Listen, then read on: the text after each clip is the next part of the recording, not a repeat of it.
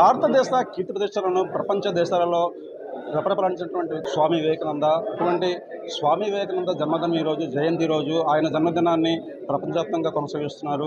ఈ నేపథ్యంలో మనతో మాట్లాడేందుకు విశాఖపట్నం నగర పోలీస్ కమిషనర్ సంక్రాంతి బాధ్యత వారి కోసం మాట్లాడుతున్నారు. ఇప్పుడు ప్రతి సంవత్సరం 12th జనవరి స్వామి వివేకానంద గారి జయంతి ఘనంగా జరుపుకుంటున్నాం.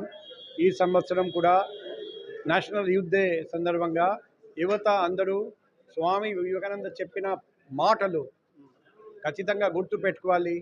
ఆయన చెప్పారండి, లేవండి, మేల్కొని లక్ష్యం సాధించే వరకు ఆగకండి. ఆయన చెప్పారండి, బలమే జీవనం, నిస్వార్థమే జీవితం.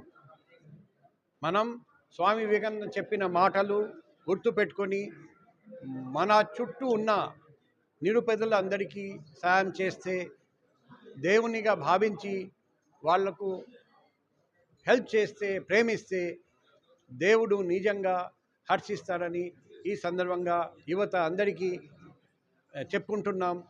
చాలామంది యువత పడదవ పడుతున్నారు, అంటే చెడు మార్గాలు వహిస్తున్నారు, డ్రగ్స్కి బానిసలుగా మారుతున్నారు. సో అటువంటి వారికి మీరు చేసే సూచన కానీ హెచ్చరిక కానీ ఏమైనా ఉందా? ఈ మానవ జీవితం చాలా విలువైన జీవితం.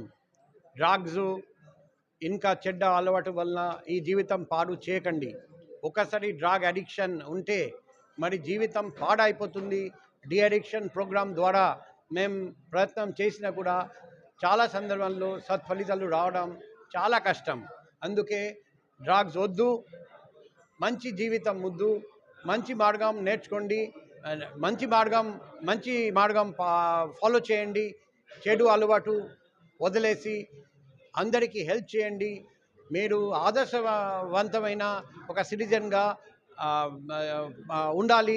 మిమ్మల్ని చూసి 10 మంది నేర్చుకోవాలి. మీరు 10 మందికి రోల్ మోడల్గా ఉండాలి. సమాజానికి ఆదర్శవంతంగా నిలవాలి. మిమ్మల్ని చూసి 10 మంది నేర్చుకుంటారండి. అటువంటి ఆదర్శవంతమైన సిటిజన్గా మీరు ఉండాలి.